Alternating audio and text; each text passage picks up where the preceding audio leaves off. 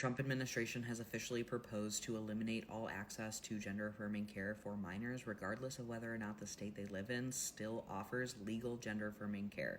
Here's what you need to know. The first and maybe most important thing you need to know is that this is not in effect. This is a proposed regulation that was just put forth in a package of other actions that were aimed at regulating gender-affirming care for minors. This is blocking any access to hormone replacement therapy, puberty blockers, and in the very, very rare, if at all cases, surgery for minors. That would block any of this, not because it would make it illegal, but because it would restrict and squeeze funding for these hospitals that are providing, or providers that are providing gender-affirming care. So what I mean by that is that these proposals are basically saying, we're going to cut off all federal Medicaid, Medicare funding from hospitals that provide gender-affirming care to children and bar federal Medicaid dollars from being used for that care for minors. So this is actually something that is happening here in Ohio and already has happened.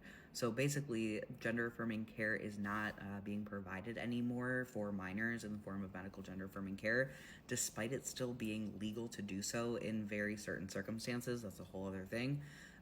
Hospitals have shut down their gender-affirming care clinics for minors because they will lose funding, because the Ohio legislature said, yeah, if you provide gender-affirming care to minors, your hospital will not get funding, and you can't do that under Medicaid, Medicare in Ohio.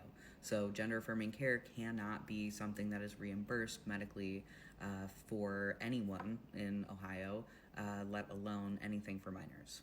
So mental health care is still reimbursable, but there are other restrictions and rules with that, and that's a whole other thing also. They're also proposing that these funding restrictions would apply to people on CHIP, so that is the Children's Health Insurance Program for people that are under the age of 19. And the HHS Office of Civil Rights also plans to include in this proposal excluding gender dysphoria from the definition of disability. This is used in like a civil rights context. So this would be stripping away people who have a gender dysphoria diagnosis of equal rights from other people who have protections that would be stripped under this proposal. Again, this is a proposal. This is not enacted. However, the big concern here, and just like what happened with Ohio, is that people will like proactively shut everything down. They will comply, they will over comply in advance, and they will, out of fear of not receiving funding, they will just say, you know what, we're not doing any gender-affirming care even though it is legal.